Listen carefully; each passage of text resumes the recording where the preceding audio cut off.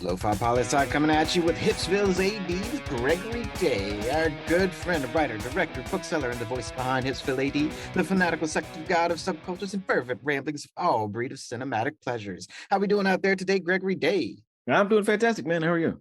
Oh, I'm most excellent, most excellent. It is the break now. It's the in-between, although it's getting really, really close to that semester starting again. The fall break is or not fall break, but winter break is so not a break because it's holidays and stuff like that. But doing good, doing good. How are things out in the BT and the big TX? Oh, things are pretty good, weather's not too bad, just finally getting a little crisp outside, which of course I desperately want, but otherwise the city's doing fine. Excellent news, excellent news. Well, my friend, what top 10 movies do you have for us today? Yeah, I'm very excited to talk about this. We're doing a top 10 introduction to American independent cinema. And I love this as a first list to start the new year, 2023. People are like, we're always talking about all kinds of different cinema, but what's something maybe newish we can get into for this 2023? I'm really interested to see your picks for this one. Why don't you jump right into it? And well, real quick, tell us kind of what do you mean when you say American independent cinema? Yes, this could be quite a few things, but the main thing that it means is that it's not financed by the studio system. So your Warner Brothers, your MGMs, Universals, Sony, all these, whether they're traditional studios or newer studios, these films are all independently financed. Now, that doesn't mean that they're all shoestring budget movies. There's a lot of independent films that could be financed by wealthy producers or by movie stars who want to try to make their own films. But this is just categorized as films not financed by our major studio system. So you would say outside of Hollywood? Not necessarily outside of Hollywood, but just not financed by the studio. So they're not a product that's on the studio's roster. It's not slated by the money men who run studios. These are, for the most part, would be passion projects by the people who are involved in them, and they raise the money independently of the studio system. All right, gotcha. I always like to have a little bit of a clue into the thinking of HipsvilleAD before we get into it. And so why don't we get into it? What do we got in coming at number 10? Yeah, number 10, we're going to start in the 80s. We're start with Jim Jarmusch's first feature film called Stranger Than Paradise from 1984. This is a film by Jim Jarmusch. As I said, it's by the director of Ghost Dog and Dead Man and Down by Law and many other great indie films. But this is the first film that he makes out of college, and it's just about the mundane life of a couple of New Yorkers, and they decide to hit the road, only to find that the rest of America is just as mundane as their existence. And so, it's a wonderful episodic film. It's all shot in black and white, and it's a gritty 16 millimeter film. But it's part of the no wave cinema movement of the late 80s, where a bunch of Lower East Siders got together, decided to make films that were different from the previous generation of 70s filmmakers that were out of Hollywood. They were really looking for, sort of the DIY aesthetic of cinema and using non-professional actors in a very small budget. But this film, which if I had to describe, I would say it's probably, the cinematic equivalent of like lo-fi music. It's just humming to the beat of real life. It's episodic. And so some of those episodes are funny and quippy, and some of them are just kind of, I would say depressing, but like in a way of like where there's an aimlessness to life that these young people are just kind of sitting through, like literally sitting through in this movie, where they're just kind of sitting around. So this is a great place to start with independent movies, because Jim Jarmusch is such a staple of independent cinema in this country. If you haven't heard of him, I would go out and seek out many of his films. A lot of his later films have people like Bill Murray and Tilda Swinton in them, and they're very funny. And so, this is a great place to start with a point for American independent cinema. I liked the trailer for this a lot, which I had not seen this movie, but at first glance, I'm eyeballing it. I'm like, was this movie really 1984? Because it seemed like it was way older than 1984, the way that it was like shot and everything like that, and the way that the people were talking. And then the first, like you said, people just sitting around. You had a man and a woman sitting at a table, and the guy's eating a TV dinner, explaining to a non-American what a TV dinner is. And I mean, it was just a great conversation. And I was like, that's so funny. And then it switches to another scene where it's another woman from a different country speaking a language, and you don't know what language it is. You could guess, but I'm not going to. And there's no subtitles, but she's just like screaming at these people, these Americans, I'm presuming. And you're thinking like they probably don't understand what she's saying, and she's just yelling at them for doing stupid American stuff. And then they drive away, and then the woman turns around and starts walking to the camera and just looks, and it's like, you son of a bitch. And it's so funny to me because it gives me the impression, like this scene with the other scene as well, as like the director is kind of zooming in on non-Americans' views on their observations of American life. Like, is that kind of what the movie is, or is that just like the feel of this trailer? No, I would say there's definitely parts of it. I want to say she's Ukrainian, or she's from a different, or maybe from a different Eastern European country. But part of the plot is the main character, his cousin is visiting him, and his family lineage is Eastern European, and so he kind of like putting up with her. But she's also, I guess he just kind of like brushes her off as this country bumpkin from Eastern Europe, but she's also very cultured and schooled and stuff. So there's a little bit of the back and forth of like how Americans treat immigrants as less than or less educated, but kind of setting them up with this idea that this person may not speak English, but she is just as savvy with her pop culture as the rest of them. One of my favorite movie quotes of all times is, I may speak with an accent, but I don't think with an accent. And I think that's like a beautiful, simple statement. And I'm not going to go into the movie that it was from, but it's a way to say to the audience as well, like, no matter where these characters are from and how they speak, just because it may seem foreign to you doesn't mean that they think in a foreign way. They think the same way. We're all human beings. We all know that 1 + 1 = 2, like, Mhm. but it's just it's, and I think it's a great commentary to be like, don't judge me because I have an accent. I don't know. Yeah. It's just what it made me think of. Anyway, number 9. Number 9, yeah, Let's go into number 9. we're talking about Old Joy from 2006, directed by Kelly Reichardt. Kelly Reichardt's a filmmaker that we've talked about before on this show. We talked about Meek's Cutoff, or Western, and we talked about River of Grass, her first indie flick, which would go just as well on this list. But so even though we've talked about her before, I wanted to put this film on the list because it's such a simple story, and because it's such a simple story, I want to put it on here to show the simplicity of indie cinema. And so this film is an examination of masculinity and the ties of friendship. And so it's about these two guys who are childhood friends, and they go on this retreat together in the woods, and they haven't spoken in a long time.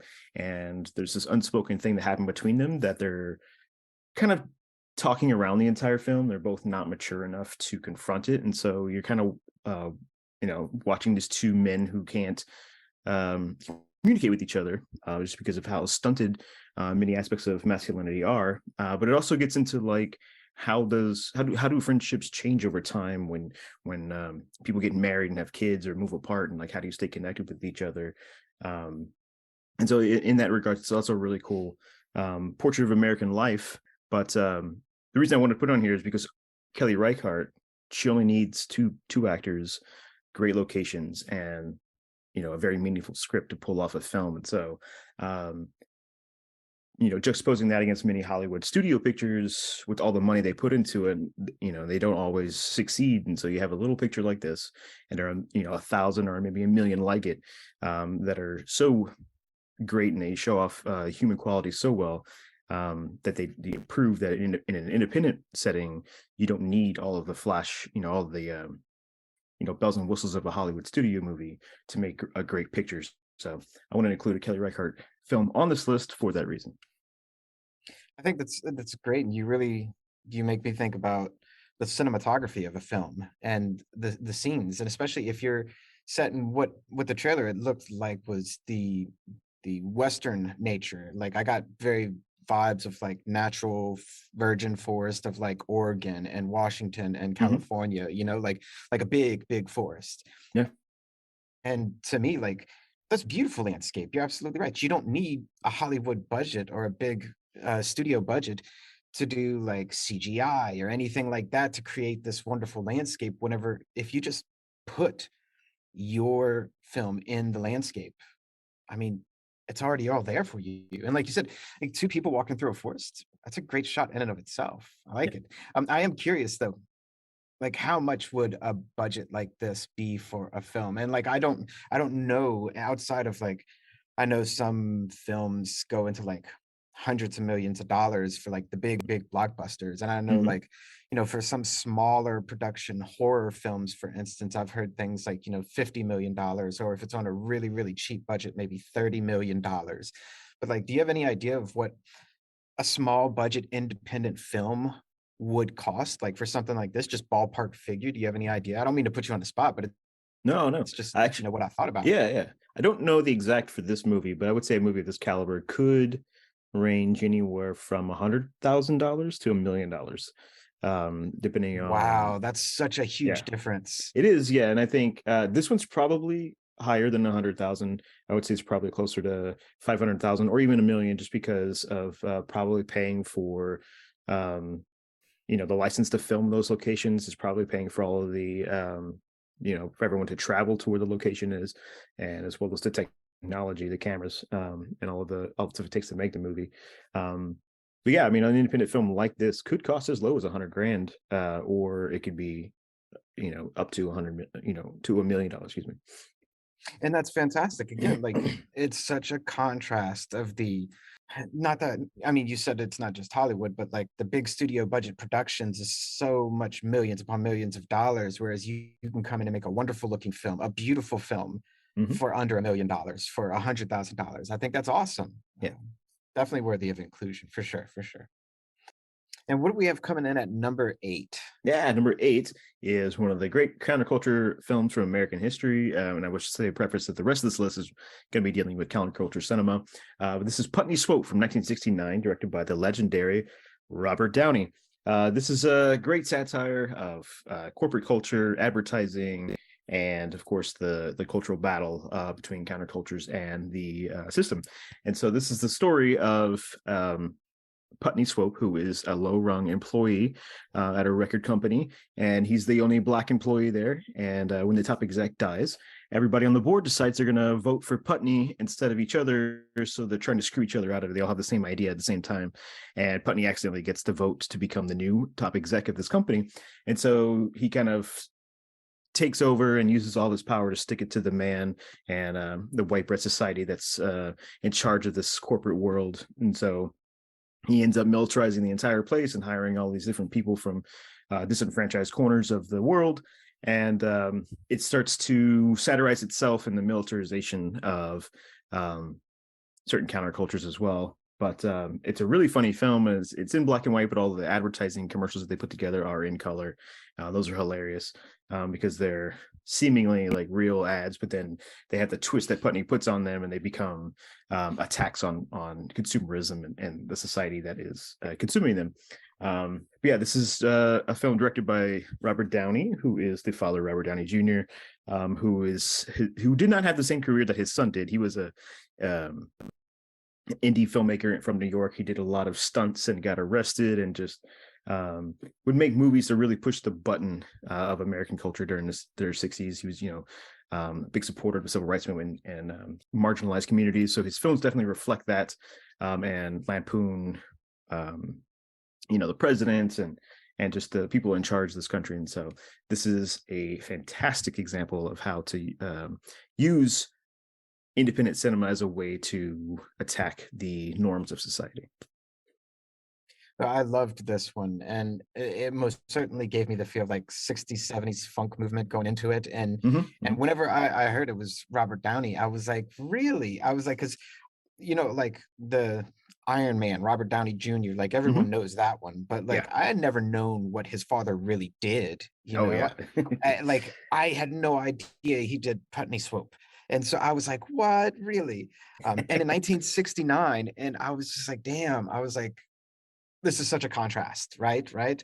Yeah. Between like Dr. Doolittle and Putney Swope. Like, I Yeah. mean, this is intense. And it's still in a very controversial era in US history, right?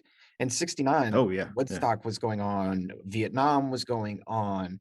I mean, Kennedy had gotten assassinated, the space race was going on, the Cold War was going on. I mean, there was so much, and to have a movie like this to really push the buttons and push the envelope, I like it. I dig it a lot. And again, like I said, I'd never known what Robert Downey had done. Is and would you say like this is his big piece that represents all of his work, or is this just like one of them and he has others that are also similar to this? I mean, he has quite a few pictures. They're all kind of similar to this, but I would say this is the one that's the most well known. I don't know if this movie was at any financial success, if it was financially successful when it came out. But over time, it has become known as his great masterpiece. Even though most of his films are kind of in this satire, avant-garde kind of indie feel. Putney Swope, just because of its subject matter and how vicious it is at attacking so many aspects of American culture at the time, and just kind of the circus quality of our politics that's represented in the film, it makes this film so memorable. I dig it. I dig it so much. And it's really in contrast in comparison to a couple other movies that Mhm. you have on this list that Yeah. so I'll bring up this one again when we get to those. But what do you got coming in at number 7? Yeah, number 7 is Wanda from 1970, directed by Barbara Loden. This is another film that we've talked about before in this list, or on the show, but I felt could not make a list of independent movies without talking about this one. Um, this is the story of a lost housewife as she flees her family obligations and hits the road with this grifter, and it's just a snapshot of a life that shows how ostracized women could be in the American society without education, or given any not as many rights as men. And so this is it shows like how someone could slip through the cracks and not really have street smarts or the no capability of living without the support of people, or that could take advantage of you, or kind of being in a prison because of your sexuality in this, and it's not your sexuality, your because of your gender, excuse me, um, in this society. And so it's a great picture to come out in the 70s, right at the height of one of the stages of the feminist movement. And so it's just a great picture to have on here. But I wanted to talk about the director, Barbara Loden, who wrote it, directed it, and starred in it.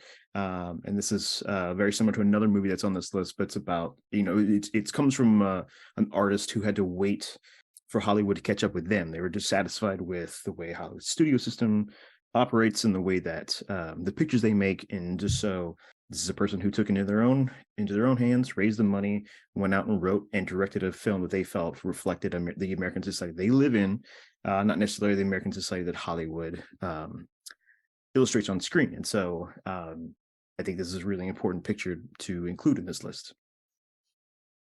I love this one, and I recognized it right away from your list on top 10 films by female directors.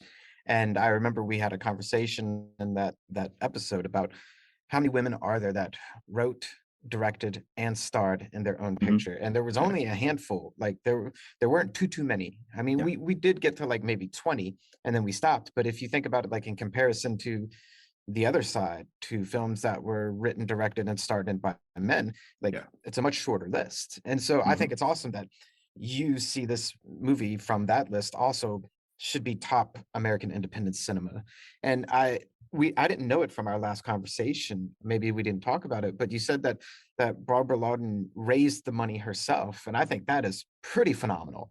And in 1970, it was probably extremely difficult for a woman to do in 1970 to raise the money for a film that she wrote, that she was going to direct, and she was going to star. Um, I mean, what do you think? I mean, granted, inflation or deflation going backwards 52 years. Do you have any concept of like what a movie would have cost back then?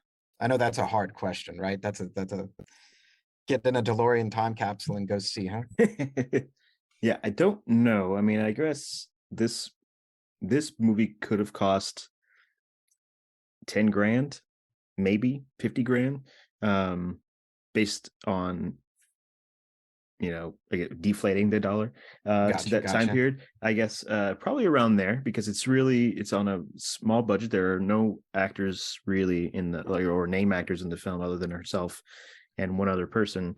Everyone else is sort of like non-actors, or not movie star caliber actors, and it's all shot in 16 millimeter handheld camera, and it's just done with a real small crew. Um, She was married to Eli Kazan. I'm not sure if you're familiar with who that is, but he directed On the Waterfront and A Streetcar Named Desire and a lot of those kind of Ah, okay, big, yeah, yeah, big yeah. 50s films. And so he was very involved in the acting community in New York. Um, and so he kind of brought that actor-centric focus to his films. And later in his career, he and Barbara were married. And so I could see that in some way she was able to, because of the community she was from, not because she was married to him, but the community she was from, that strong acting community, and kind of being in some Hollywood pictures, that she maybe didn't have the hardest time getting this movie finance, but it probably took, I would say, a lot of people participating to finance it. But yeah, it's just a for a passion project like this at that time, which I don't even think was well seen at the time. I think it's more something that's kind of earned its reputation over time, but it probably didn't cost too much money. That's awesome. I think you're probably right that because she was from the community of actors, directors, and everyone that she was from, that probably did help her. That's pretty cool. It's pretty cool. And it's sorry to put you on the spot there, saying to No, no, deflate 52 years yeah, of American values of money. yeah. But let's kick it into number 6, which also seemed kind of familiar to me. Where are we going now? Yeah, number 6 is Multiple Maniacs from 1970 by John Waters. I know we've talked about a few of his films, excuse me, on the show, but I can't remember if we've actually talked about this one. But We have not, okay. but I think, does the star end up in other movies as well? Yeah, so many of John Waters' early pictures, maybe even his first 6 or 7, I can't remember off the top of my head, all star Divine That's the one. as Yep. the lead of the picture. Even Hairspray, Divine played the mother of the Ricky Lake character. But this is his first major feature. He made a film before this called Mondo Trasho, which was, it's a feature length, but it's not exactly a feature. And so this is the first time we really get like a true blue John Waters movie. It's a complete assault on all things decent in society, as well as everything about hippie culture, just kind of going after everything. And so this is a film that really pushes the envelope on just what you can and cannot put in a movie. It's got a circus performer that has a talking asshole that shows it on screen in the movie. There's a sex scene shot in a real church that's between Divine and a woman in that scene. And then, of course, there's a giant lobster that rapes Divine later on in the movie. But this is just like coming after everything, like the decency of regular society, and the post, or even really like going back to the Camelot era of American society, and sort of not only satirizing that, but the enemy in that culture war was the dropouts and the hippies and the drug culture at that time. And so Waters is also satirizing them as the main characters in his film. And so he's just kind of going after everybody. And in a way, Waters always considered himself to feel more like a proto-punk than a hippie in his early films. I mean, this is 1970s. This is before the punk movie really took off. But he was just really fed up with hippies and the squares. And so he just, wanted to tear them all down. So, but this is a great indie film. I mean, John Waters' dad paid for a lot of his early films. He had to pay him back with the grosses from the movies. But this is a movie that takes a lot of influence from the drive-in movies.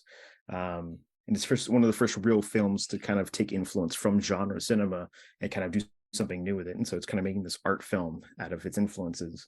And so, yeah, I wanted to put that on here because this is like a turning point for American cinema, that there is starting to be this meta sort of interaction, as well as the satirization of normal society.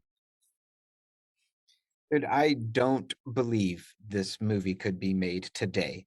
I mean, perhaps it could be, and we'll talk about that later. I don't want to really go into it just Mhm. yet, but or at least I don't want to get your take on it just yet.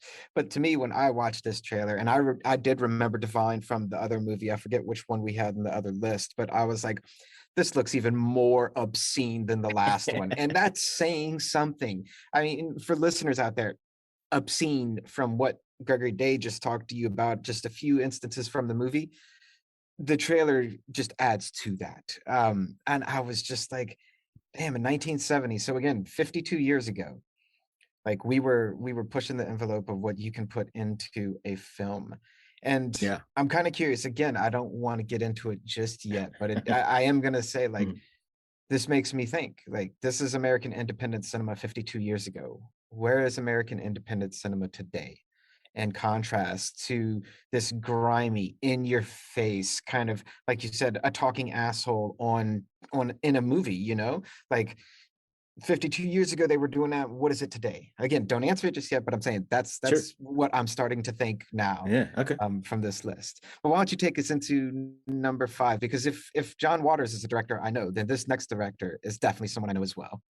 Yeah, number five, we're taking an even a deeper dive into the weirdness of American indie cinema. It's Eraserhead from 1977, directed by David Lynch. I think we've talked about this film before, We but have. It took me a yeah. second, but yeah. um, yeah, but I had to include this on here. This is one of the all-time great midnight movies that come out of American culture. That's no hyperbole. This is like a huge deal or huge landmark for weird movies, and it's a movie like Rocky Horror that a lot of people have gone to over the years to see in the cinema at midnight, because who the hell's going to go see this movie at 12 o'clock in the afternoon? But yeah, it's this really weird movie about this guy named Henry, who's this young man who lives in this oppressively industrialized city, and he and his girlfriend have some kind of weird mutant child, and that sends him into this bizarre dreamlike, not even dreamlike, it's just bizarre nightmare of an existence for the majority of the film. And so this is a testament to making your movie no matter how long it takes you to do it. It took David Lynch 5 years while he was in college, or his Damn. entire time in college, and then I think maybe a year after that, to make this movie piecemeal. And it's a complete work of art. It's a nightmare horror 50s surrealist kind of movie where it's just got all these different influences. But on a level of art, it's like about industrialization, fear of fatherhood, and just how weird, you know, American society can be. This how someone, for making a movie in the late 70s. This is a person who grew up through the Eisenhower era, and lived through World War II, and just seeing like um, a society that puts on this, that presents itself as one thing, but does not does not talk about the dirtier, nastier parts of its society, of that time period, the 50s, where everything was kind of glossed over, that there's a perfect society and there wasn't all these other issues going on. And so this is definitely like many of David Lynch's films, where you can see that they're by singular individuals' thoughts and mind, and creates these strange, beautiful worlds. But as far as an independent movie goes, yeah, he had to put together the money and shoot on the weekends when he had the funds to do it, or he had to wait until you can get a couple more dollars together and go shoot another scene. And thankfully, he had facilities at the college he was able to use, and ultimately was able to put this whole film together and get it released. But yeah, this is a testament to no matter how long it takes you to do something, if you truly believe in it, you should go all in on it. Dude, that's amazing. And it makes me think too, are there continuity issues in the actual film because it took 5 years to film? Like, people age, right? And Mhm. our bodies change. And so, like, are there noticeable differences throughout different scenes to where you could be like, this was filmed early on in the process, or this was filmed later on in the process? Or do you know if there are any issues like that, or can you No, I don't think tell, you can. or does You it all can't feel like, really. Yeah, no, you can't really tell because there's so few people in the movie, and to a point, okay, most of the film is just the one actor and a lot of other, practical effects, or sets and things in the film. Um, but if you've seen what Henry in Eraserhead looks like, he's the head on the poster, and he's in the entire film. I mean, he's in the entire trailer. That guy, the actor, had to wear the haircut for the duration of the filming. So he had this that's horrible. obscene haircut for years, until they Which his finished making the head movie. looked Yeah. like an eraser. Yes. Yeah. But Dude, yeah, I mean, there's not a lot of. It's not really a film where you would notice continuity issues. I guess they would seemingly maybe wrap up the scene, so they weren't shooting one angle on a scene and then having to come back months later to shoot the other half of it. It seems like maybe they were doing each set piece, because it is a film that kind of works that way, where it's just one set piece after another that are easily put together. And so I'm thinking they probably shot it that way. Gotcha. Although that does make me think, wasn't there a movie not long ago that came out? I say not long ago, I mean past few years, like it was centered around it was filmed over 20 years or something like that, following one boy as he grew up as the main Hmm. character. Do you Yeah, know what I'm talking Boyhood. about? Yeah, Boyhood, Boyhood. that's what it Yeah. is. Yeah. It kind of makes me think of that. I haven't seen Boyhood. Have you? I have not, no. No, I think it's an interesting premise though, but to take 20 Mhm. years to film because you're gonna Yeah, actually like use the same character and yeah, watch them grow over time, it's yeah. interesting. Probably gonna lose my Austin creds by saying I haven't seen Boyhood here, but it's okay. That also makes me Yeah. think, did you hear about the John Malkovich movie that they filmed for an alcohol company that's not going to be released until 100 years from now? No, no, I've not heard that. Look into it, and all Yeah, listeners look into it. So John Malkovich, yeah. the actor, was paid by some alcohol company or a Scotch or a whiskey company, I forget which one, but to make a movie. And there's some other like high name international actors and actresses that are in the film as well. And they made a movie, and then it was put in a time capsule for 100 years. And like it was just done within the past few years. So none of us are going to get to see it. Goodness knows what they did. Who cares? Mm, okay. Anyway, to number four we go. What do we have? Yeah. Oh, now I'm looking at number four and I'm like, wow, here we go. Here we go. Here we go. Here we go. Yeah. Number four is Killer of Sheep from 1978 by the great Charles Burnett. This is, again, one of the great counterculture pictures of American history. It's but so much more than that. It's really a snapshot of late 70s life in the LA Watts neighborhoods, and the life of these African American families that live there. But it is a narrative feature film mixed with a lot of street photography. So it's not a documentary about a family.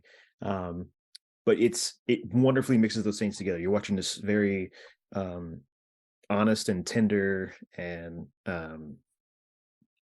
realistic depiction of this family and their struggles, their financial struggles, the struggles between the parents and the kids, and then like the struggle for the everyday life that kind of wears and tears in this family. But it's also got these great um, sweeping passages of just recording the kids playing in the streets and just living basically. You just the sense that Charles Burnett got in a car with a camera and just drove around and just recorded all this great footage. It's a real snapshot of its time and place.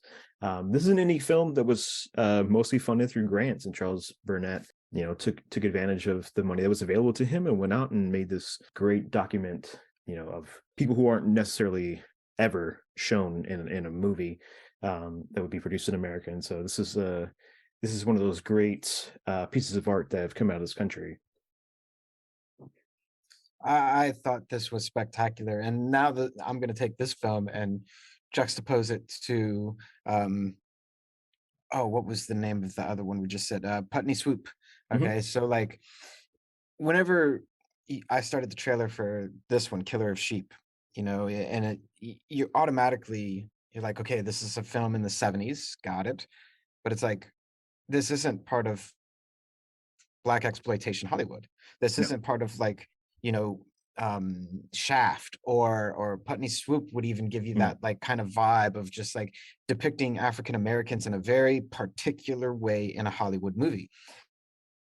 But this one just showed a family and life and a neighborhood and is just like you said, is something we would never normally see in a Hollywood movie, in a film, or in a big budget film rather. And I thought it was spectacular to because at a day and age and in a Black exploitation film in the 70s, and we've talked about it in the show. It was huge. It was Mhm. huge. And for this film to come out against it and just show life that isn't normally portrayed, I thought it was fantastic. Uh, yeah, I don't know what else to say other than that. I mean, Yeah. really, it's just like you said, a Mm. great piece of American art. Yeah, it really is. I would say that if you or anyone listening is familiar with like the Italian neo-realist films of the post-war World War II, like where those films like captured all the poverty and the street life and the plight of the individuals living in Italy at that time. This is very akin to that, but in American society. That's fantastic. That's fantastic. Now, our next one, number three, well, say our, this is most certainly your next one, number three. I was not surprised at all when it came up in the Yeah. list. Where are you taking us? Number 3 is Night of the Living Dead from 1968 by George A. Romero. I mean, this is one of the most important movies in the history of cinema, or in American cinema, but I had to put one horror movie on here, not because Of of course my you did. not because of my personal taste, even though I'm a huge fan of this film, but horror itself is a very bankable genre. And so there is a long-standing tradition of independent movies and horror films. And I think later on I'm going to bring another one up to illustrate this for you. But if you were an independent financier and you wanted to make money to get into, say, you wanted to release a film, especially during this time when the drive-in was very popular, because that's where a lot of these movies played. You would try to finance a horror film because you knew that you could probably, at least for the first 2 weeks at a minimum, get a lot of people to come see it if you had a good trailer, at least, or a good poster, because it's a very popular genre. And so that's what these guys did. Romero, who was making industrial television commercials and films, or he's making television commercials and films for industrial companies, took his knowledge of how to make those products and got it independently financed, and set out to make this movie set in a little cabin with a bunch of monsters attacking it.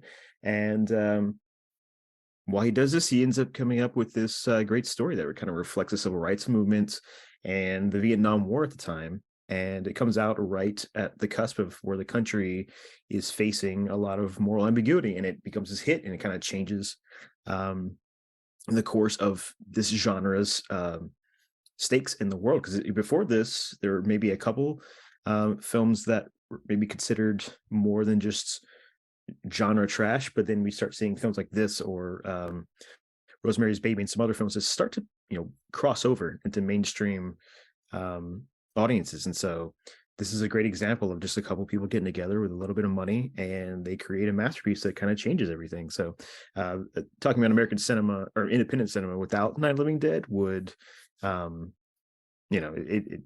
list wouldn't be complete without it. I kind of think you're right. I do. But is this the one we've talked about Romero and several other lists, but I think other works of his, but is this his first one? Is this where all the zombie movie mania really starts? Oh yeah, there was zombie films before this, but most of those films, or all of those films, I should say, are all dealt with the voodoo aspect of zombies.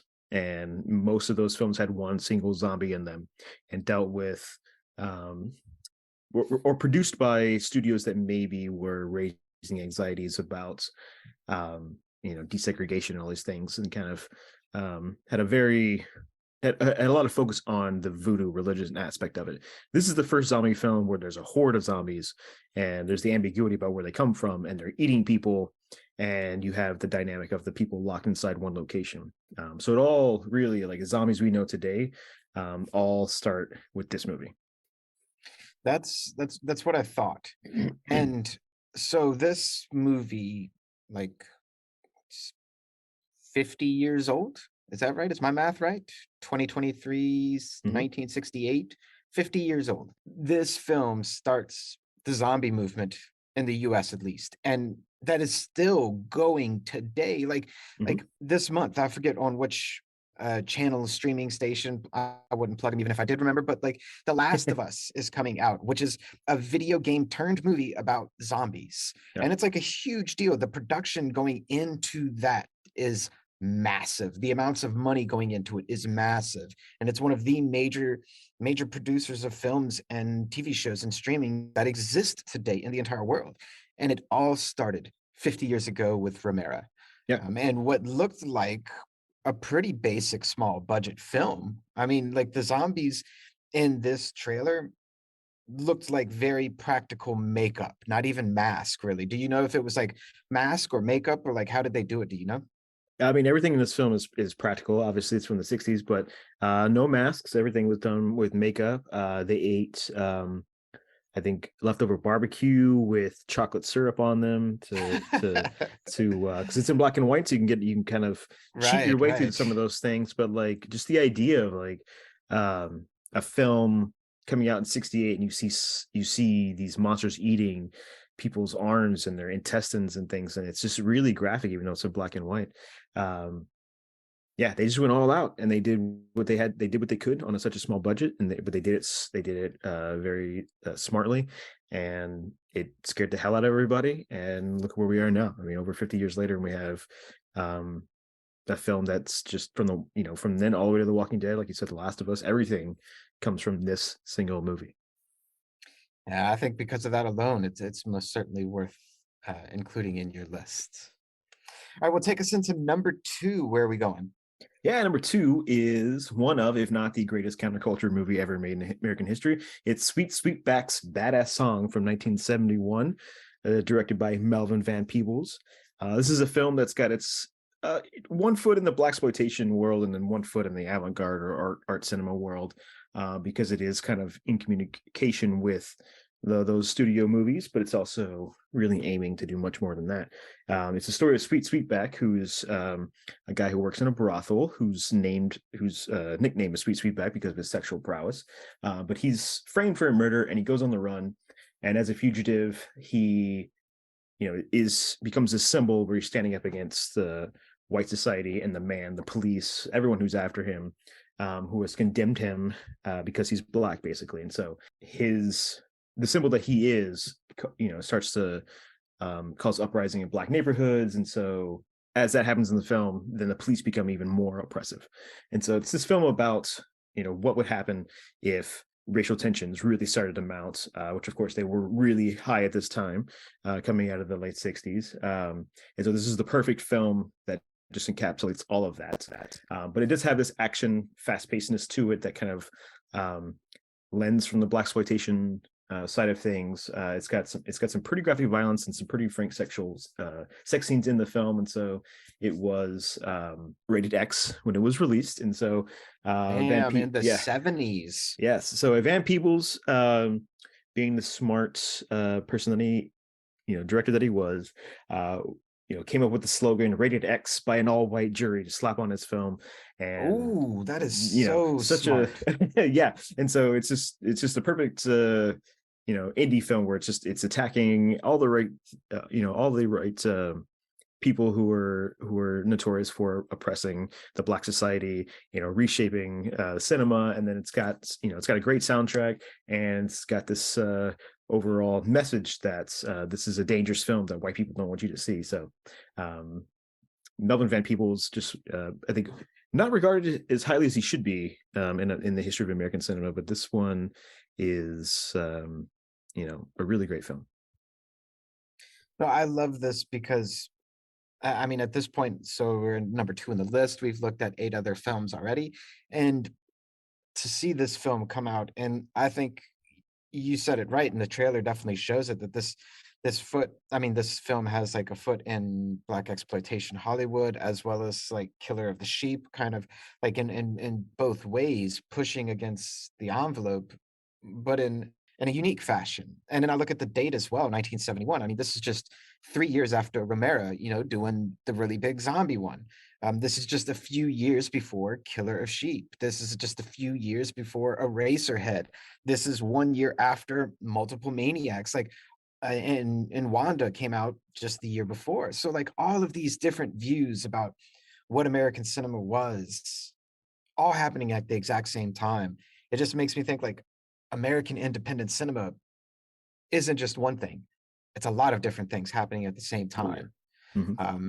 And that's one thing I loved about this one. Like it helps show the diversity of what independent cinema really is and how it can attack so many different issues all at once that you wouldn't necessarily see in a larger budget film.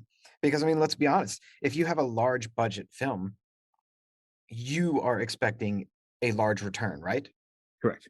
Like you make a film, I mean, generally speaking, you make a film to make money. Even if you do it for artistic purposes, you still hope to make a profit. And Mm-hmm. if you invest a ton of money in it, then you expect to get a ton of money in return, which means you're going to stay away from alienating your audiences, right? So by default, you're going to limit the amount of things that you talk about. And that's one reason why I think like Sweetback's Badass Song, I think that's awesome. You get to talk about so much more. And Yeah. plus, what a killer name. I mean, Yeah. like really a Yeah. killer name. Yeah. And it makes you wonder, like, what does that even mean? But then your explanation, I was like, okay, I get it. I get Yeah, it. yeah. I mean, making film, studio films, to one degree, you can't make. They want to make movies that every possible person can watch, so they're really limiting their ideas.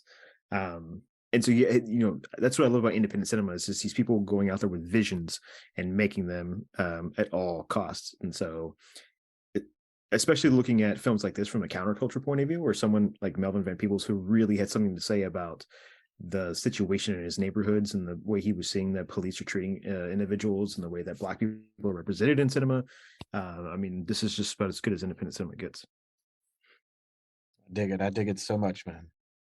All right, well, take us into your number one, the top American independent cinema film to you, Gregory Day. What Yeah. you got? Yeah. So number one is Shadows from 1958, directed by John Cassavetes.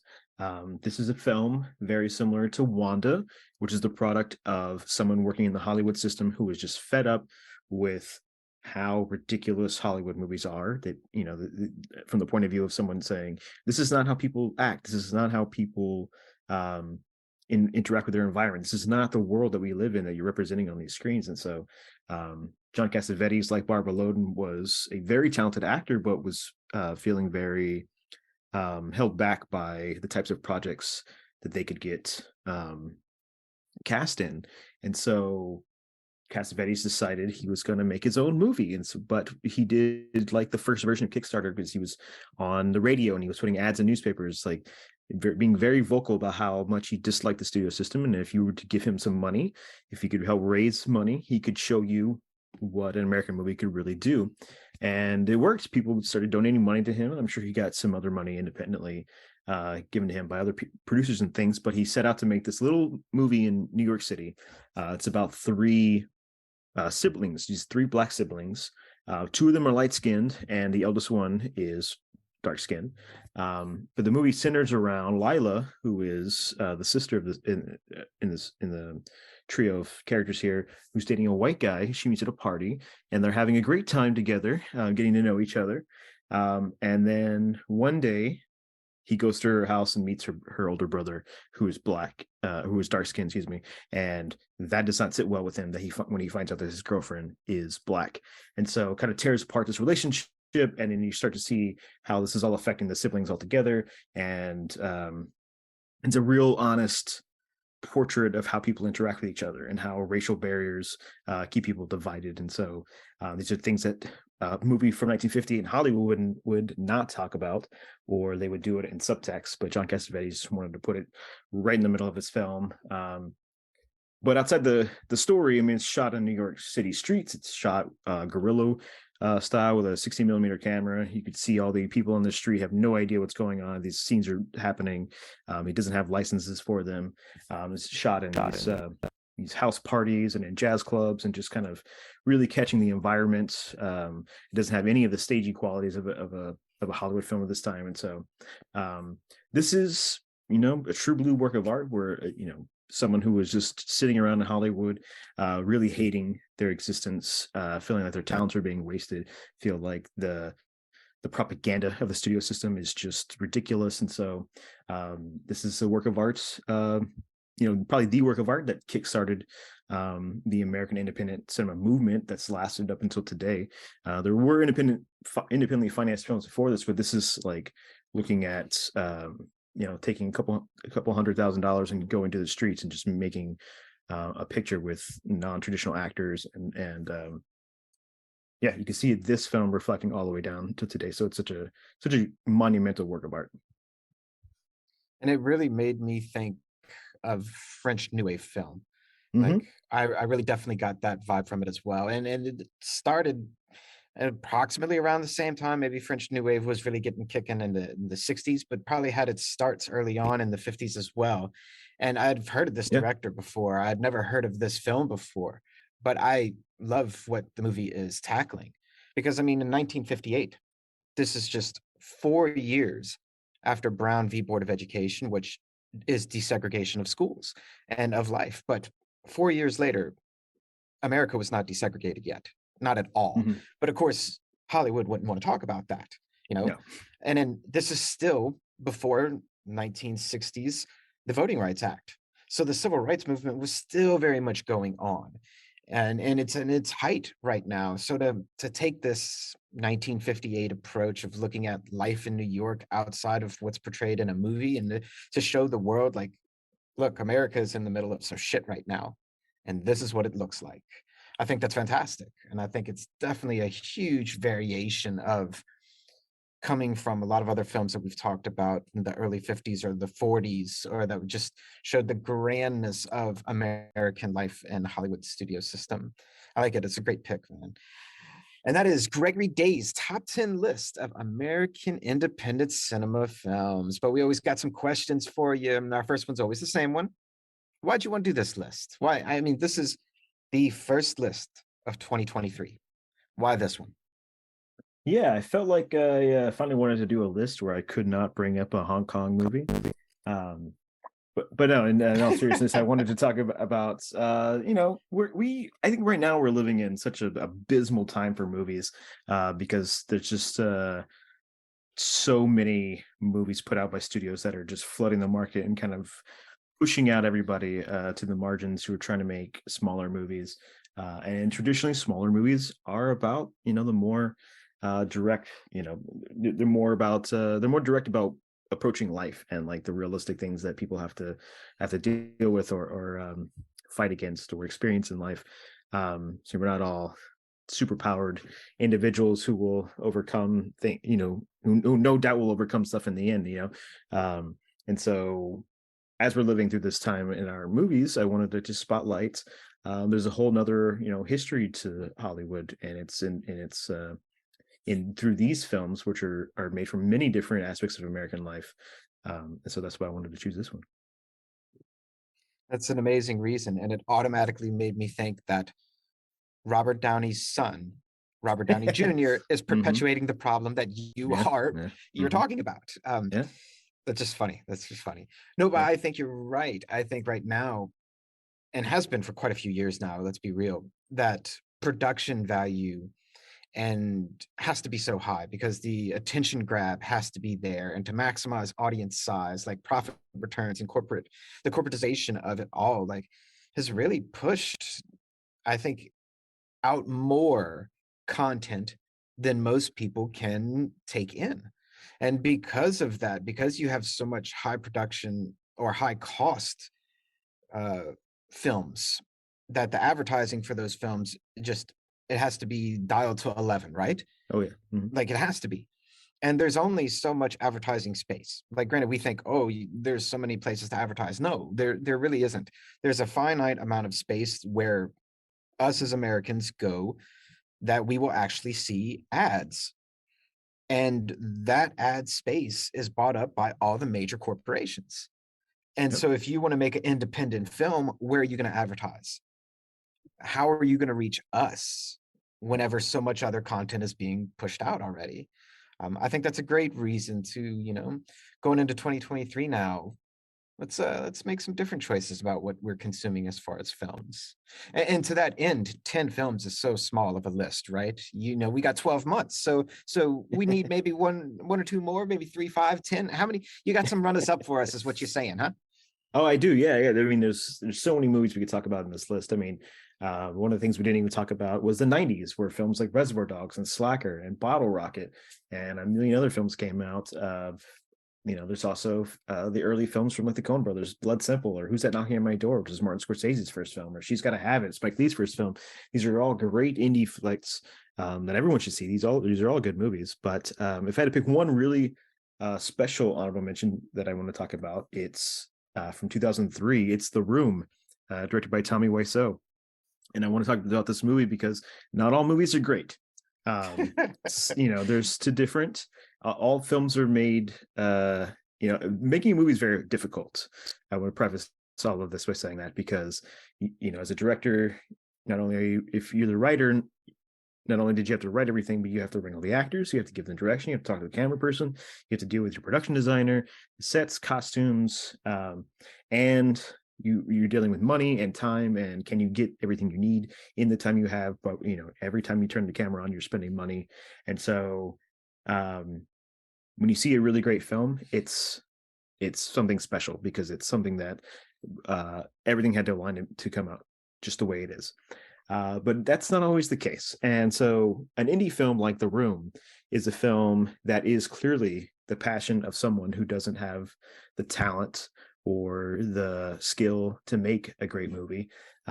It's the film made by, I would say, an immigrant, because Tommy Wiseau is an enigma. No one really knows where he's from.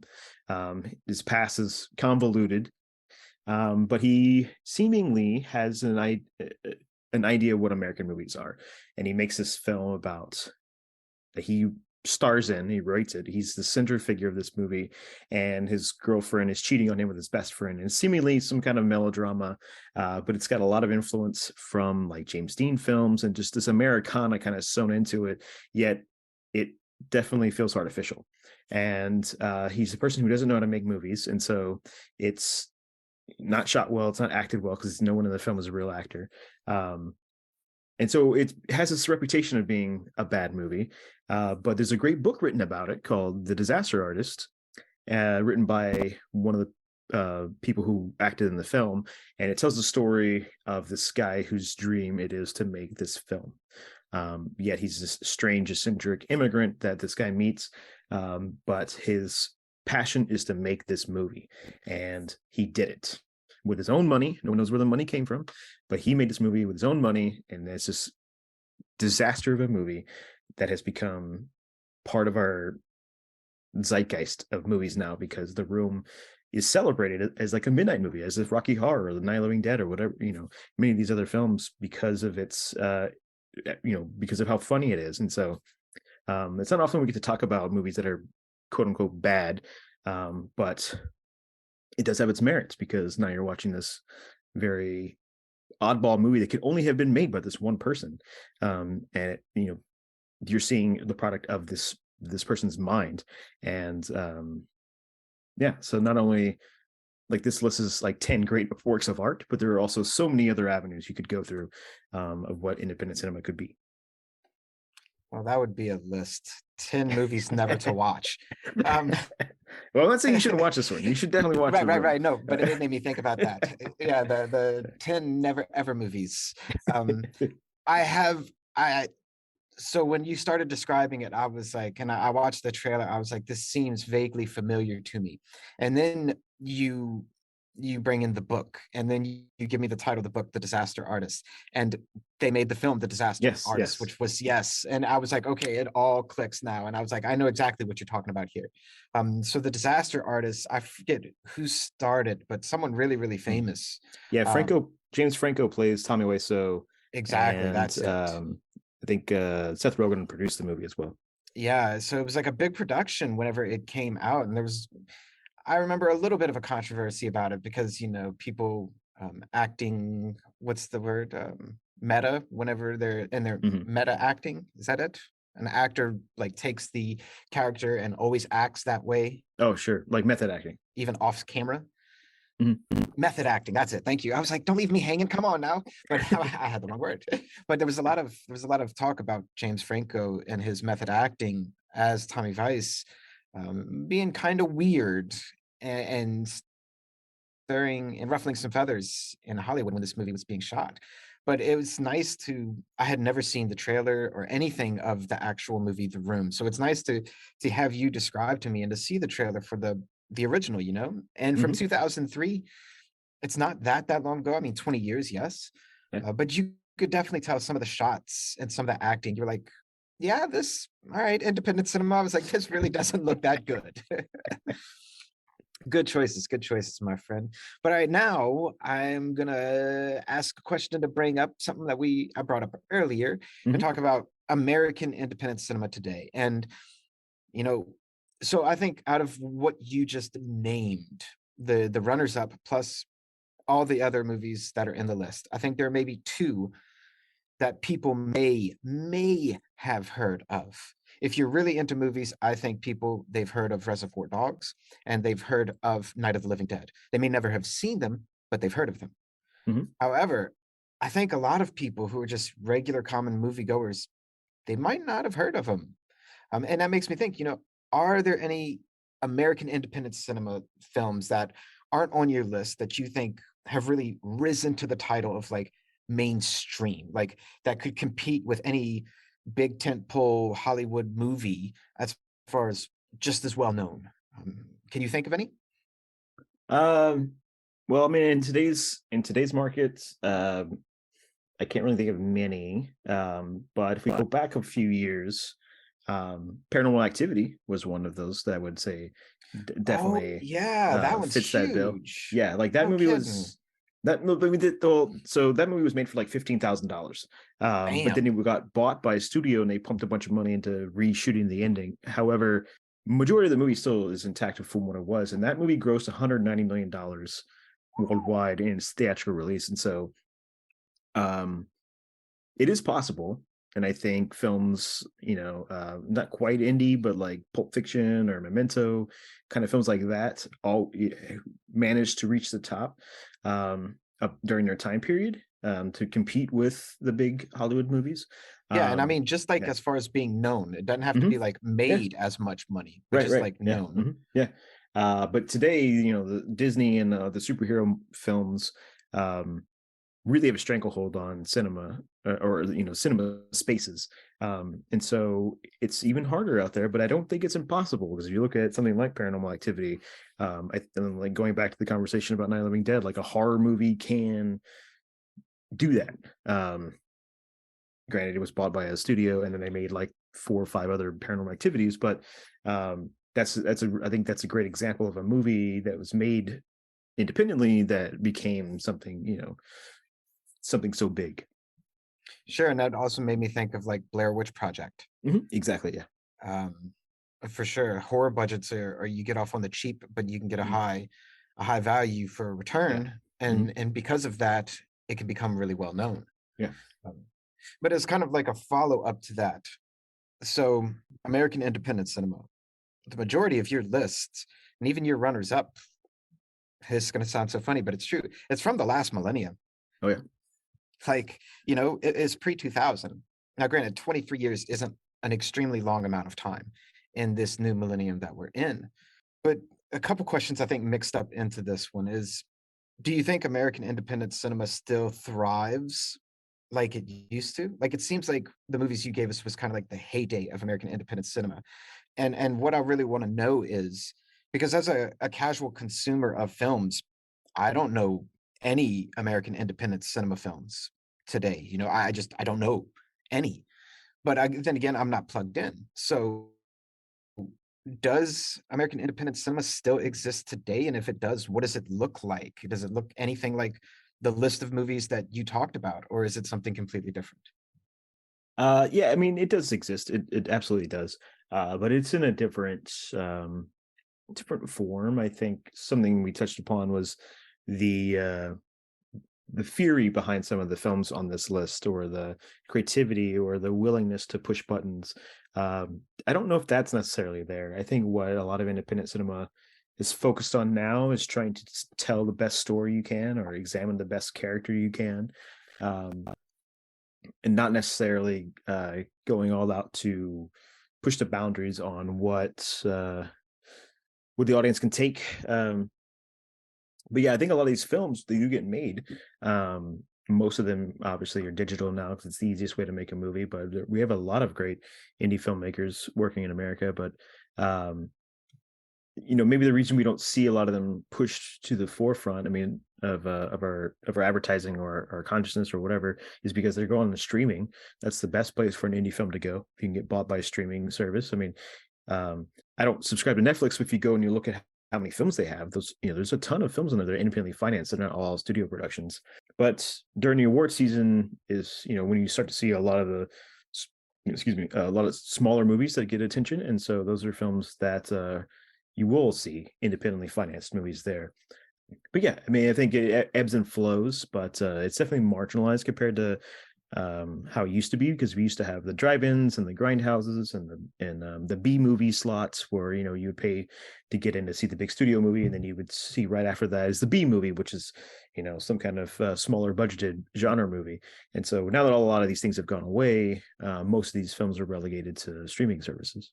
Yeah, I suppose if I think about looking at streaming services content, there is a whole bunch of random stuff that I have no idea what it is. And Yes. I suppose it's not really random at all. I suppose what it is it's these companies paying independent filmmakers to make content so that these different streaming platforms have more content to compete against other streaming services. Like, if you think about it, actually, that makes a whole lot of sense to me because I do see, and a ton of it you can tell is not high production value. The CGI is not like Disney quality or Mhm. anything like that, or Warner Brothers quality, or like, you get a Dungeons and Dragons movie that isn't like real dragons, and you're like, wow, this was made in 2021, but that dragon looks like it was made in 1999. Yeah. You No real know, dragons. Yeah. yeah, yeah. So like there's a ton of movies Mhm. like that now that I think about it that are on all the streaming platforms that are new releases, but you don't see any advertisement for them, and they're just kind of there. They're content to help beef Mhm. up the library of the platform. And Yeah. and maybe that makes me think maybe American independent cinema is thriving more now than ever. Maybe it's easier to get a film financed by a company if it's streaming. It is that because they're looking to increase their online libraries. Now, I don't know if that's true or not. I mean, do you have any kind of take on that, like as a director or producer, like trying to get your movie put or sell your movie to a company like streaming? Is it easier right now because of it? Or like streaming wars, I think is what I've heard it called. I don't know, but I would say that I would equate the streaming wars, the streaming platforms to the American studio system, because the more and more power the streaming services get, they're becoming, if they're not already, the new studios.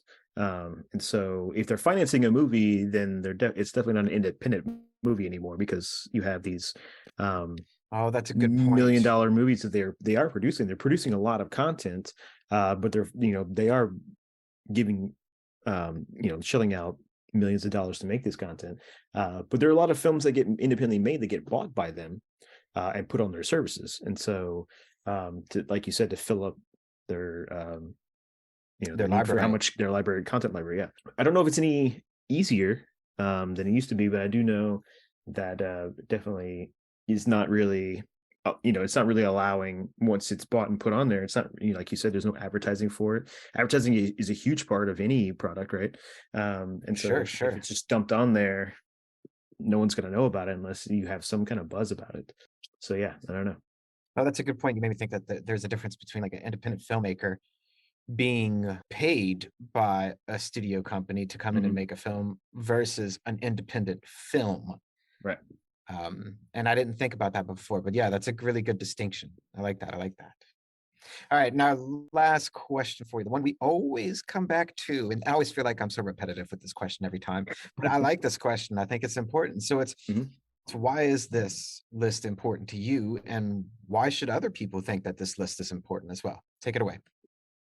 I mean, this is our culture, man. I mean, American cinema has for 100 years or more, for better or worse, put out its image of America.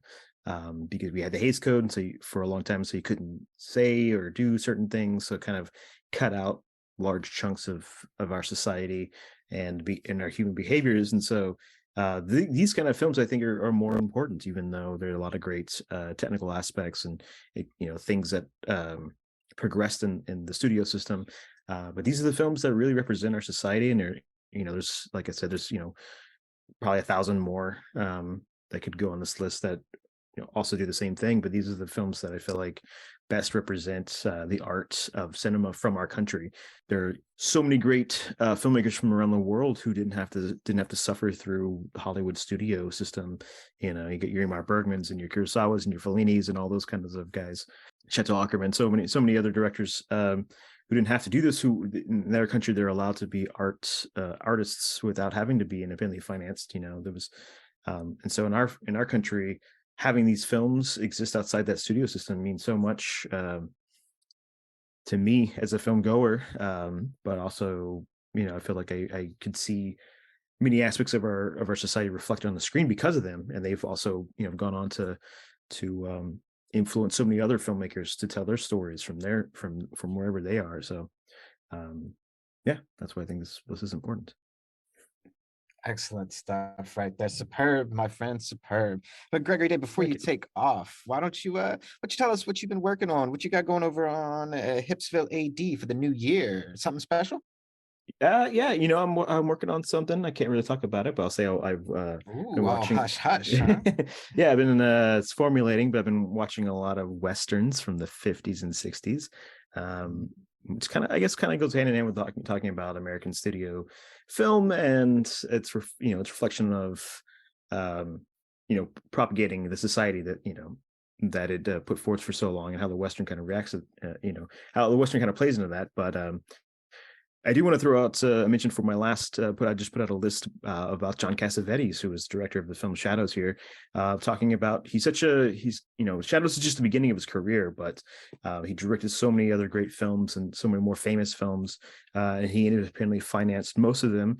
But so he's well known for that. So what I wanted to do was talk about the films he acted in the studio system, and so watching those films kind of just focusing in on him in that movie and trying to get to the heart of like, is he interested in this movie at all? Because he's so bored and so at odds with the studio system. So I mined that for a little bit and made that list. So highly recommend you check it out. Most definitely. Check them out. And where can the good people find you at, Gregory Day? Yeah, you head over to Substack. It's bad.day.substack or bad day .substack, excuse me. Check that out. And then you can find me on Instagram at HipsvilleAD, my handle there. So yeah, check it out. Excellent. Thank you so much for coming on. And that is Hipsville AD's top 10 list. Check out our friend Gregory Day online. Follow him everywhere, people. Always remember that Lofi Poli Sci is more than just me. It's the we that we be. Talk to you soon, Lofi listeners. Pickering and Day, signing off. Peace out.